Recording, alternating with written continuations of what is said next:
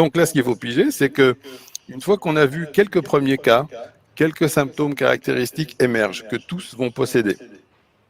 Ces symptômes caractéristiques, il faut trouver le médicament qui couvre ces symptômes caractéristiques, on l'administre, et normalement, si c'est le choix correct, ça va marcher chez pratiquement tout le monde. À cause des caractéristiques de suffocation, de la toux suffocante, de la nécessité d'avoir de l'air, tu vois ça par exemple, aucun médecin n'en a parlé. On a une étude de la symptomatique qui est réduite à sa plus simple expression en médecine.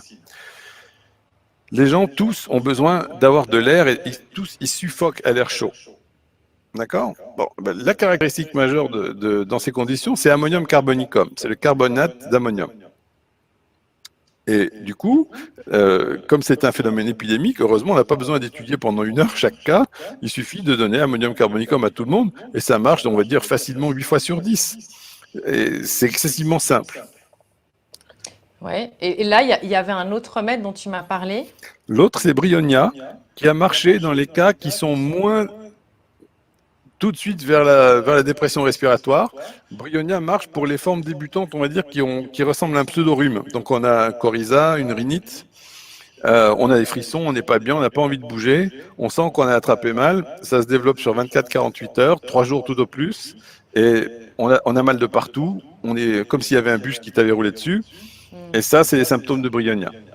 Donc, il ne faut pas donner les deux remèdes. À l'écran les deux remèdes, là. Ils vont s'afficher maintenant à l'écran. Alors, il faut démarrer par une petite dynamisation, 30 ou 200, c'est très bien. Et la manière de le prendre, c'est encore plus simple et désespérant pour les labos. Donc, on met 1 ou 2 globules de la dose seulement dans un verre d'eau, un demi-verre par exemple. On touille avec une cuillère et on prend une cuillère à café de temps en temps, genre toutes les demi-heures, 1 heure. Dès que les symptômes vont mieux, on commence à espacer les prises. Il ne faut surtout pas continuer à répéter alors que le patient se sent mieux.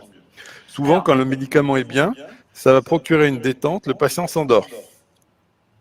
Et normalement, au réveil, il est déjà beaucoup mieux.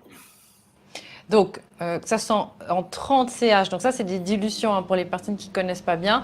Elles peuvent trouver ça ou les 200 cas dans n'importe quelle pharmacie? Je présume, oui, tout à fait. On a là ici le laboratoire Boiron en France doit pouvoir nous faire ça. Et puis en Suisse, on a tout ce qu'il faut aussi. Il y a quand même des très bons labos comme Schmidt-Nagel, par exemple. D'accord. Donc c'est vraiment de la médecine qui ne coûte pas un rond. C'est vraiment de la médecine qui ne coûte pas un rond.